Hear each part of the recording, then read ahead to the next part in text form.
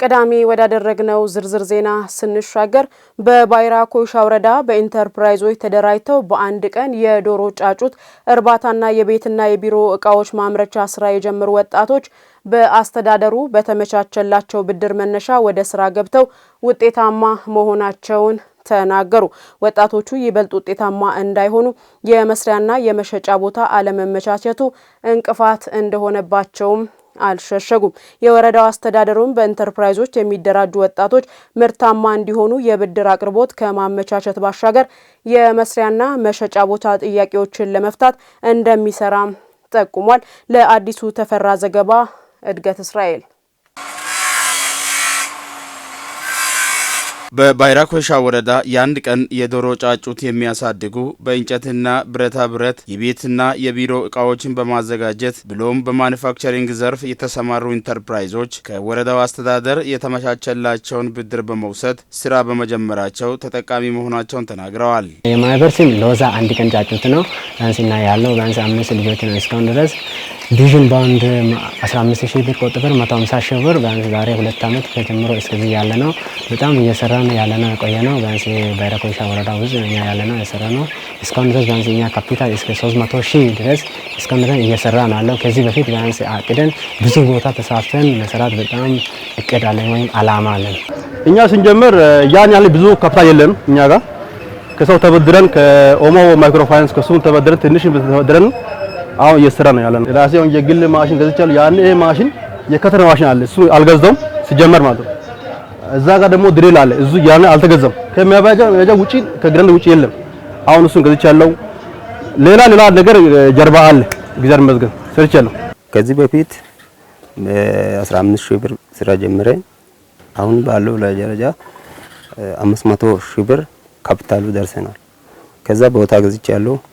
አሁን ያለው እቃ 500,000 ብር ይደርሳል እና ማሽኑ አለ ትንሹ ማሽን ትልቁ ማሽን ሮተር ማሽን ሁሉም አለ እምደፍ እንጨት ሁሉ ብር ቢቀየር 500,000 ብር ይደርሳል። በኢንተርፕራይዞች የተደራጁ ወጣቶች አሁን እየሰሩ ካሉት ስራ ለማሳደግ የመስሪያና መሸጫ ቦታ በአስተዳደሩ በኩል አለመመቻቸቱ እጅጉን ፈተና እንደሆነባቸው በመጥቀስ በዚህም በክራይ ቤት ለመስራት በመገደዳቸው ለአላስፈላጊ ወጪ መዳረጋቸውንና ይህም ኢኮኖሚያዊ ጫና ውስጥ እንደከተታቸው ገልጸዋል።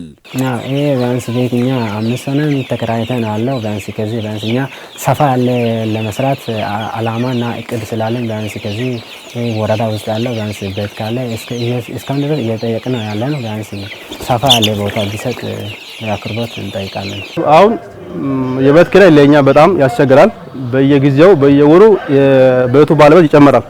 ስለዚህ መንግስት ለኛ እሱን ታሳቢ አድርጎ ለኛ ከኛ ጋር የሚሰሩ ሰዎች ለሌሎችም እንደው ተሞክሮ እንደሆን መስሪያ ቦታና መሸጫ ቦታ ሰጥቶ እኛን ደግሞ መንግስት በእኛ ጎል አለ ለማለት እኛም ብደገፍ ሌሎችን ደግሞ ለበርታታት ለኛ መስሪያ ቦታ መሸጫ ቦታ ለኛ ብሰጥ ቦታ አጥተን አሁን እኛም በከራይ ነው የምንኖረው።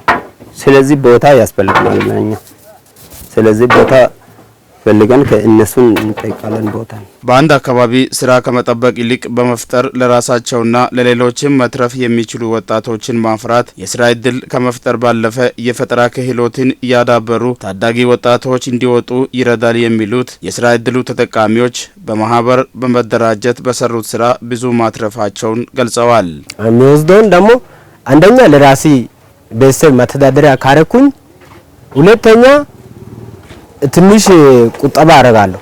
አሁን እዚህ ሌሎችም ከኛ ጋር ጓደኞች አሉ ገና ትምህርት የሚማሩት አሉ። እዚህ አሁን እዛ ቲዮሪ ተምረው ሾፕ ወርክሾፕ ላይ ያልገባው ነገር ካለ እኛ ጋር መጥተው የሚማሩትም አሉ። ለነሱን ደግሞ ጭምር ቦታ መስመሮችን እያሳየን ነው። በወረዳው በተለያዩ ዘርፎች ወጣቶችን በማደራጀት በኢኮኖሚ ተጠቃሚ ለማድረግ እየተሰራ መሆኑን የተናገሩት የስራ ኃላፊዎች ለተሳለጠ ተግባር ማነቆ የሆነውና ወጣቶቹ ውጤታማ እንዳይሆኑ ያደረገውን የመስሪያና የመሸጫ ቦታ ችግር ለመቅረፍ መታቀዱን ጠቁመዋል። ወጣቶችን መጀመሪያ ደረጃ ለይተን ስራጥ ምን ያህል ስራጥ አለ የሚለውን ለይታ አካሂደን ከለይታ በኋላ እነሱ እንዲደራጁ እናደርጋለን። ከተደራጁ በኋላ የኪሎት ስልጠና እንሰጣለን፣ ግንዛቤ ማስጨበጫ ማለት ነው። ያንን ግንዛቤ ካስጨበጥን በኋላ ነው ወደ ስራ እንዲገቡ የምናደርገው። በስራ ላይም ደግሞ ምን ያህል ግንዛቤ ኖሯቸው ነው የሚሰሩት የሚለውን ክትትልና ድጋፍ እናደርጋለን። ባለሙያ አሰማርተን ክትትል እንዲያደርጉ እናደርጋለን። ተጨማሪ መሀል ክህሎት ጋፖች ካሉም በዛው ክትትል ላይ ግንባታ እያደረግን እያስገነዘብን በአግባቡ ውጤታማ ሆነው እንዲሰሩ እያደረግን ቆይተናል። በአንድ ቀን ጫጩት አስገብተው ይዘው በማሳደግ ከ45 ቀን በኋላ ለሌሎች አርሶ አደሮች የማሰራጨቱን ስራ የሚሰሩ አሉ። እነዚያ ላይ በእርግጥ ችግሮች አሉ። እነሱ አሁን ያንን ስራ የሚሰሩበት ቤት በክራይ ነው ያለው። ገበያ ከማመቻቸት አንፃር ያን ያክል ችግር የለው። የደረሰ ጫጩት አንድ ቀንም እነሱ ጋር አያድርም። ያን ያክል ብዙ ችግር የለው።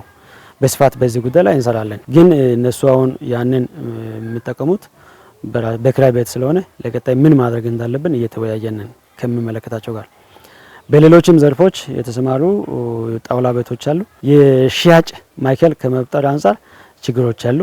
ከከተማው ፕላን ጋር ተያይዞ የሚታይ ችግር አለ። ይህንን በዘላቂነት ለመፍታት አሁንም ከሚመለከታቸው ጋር እየተወያየን ስለሆነ ይህንን ችግር በዘላቂነት እንፈታለን የሚል እምነት አለኝ። ለወጣቶች የስራ ዕድል በመፍጠር ከኢንተርፕራይዞች የሚገኘውን ምርት ለማሳደግ ብሎም ቀድሞውኑ በዘርፉ ለተሰማሩ የሚደረገው ድጋፍና ክትትል ተጠናክሮ መቀጠል እንደሚገባም ተመላክቷል።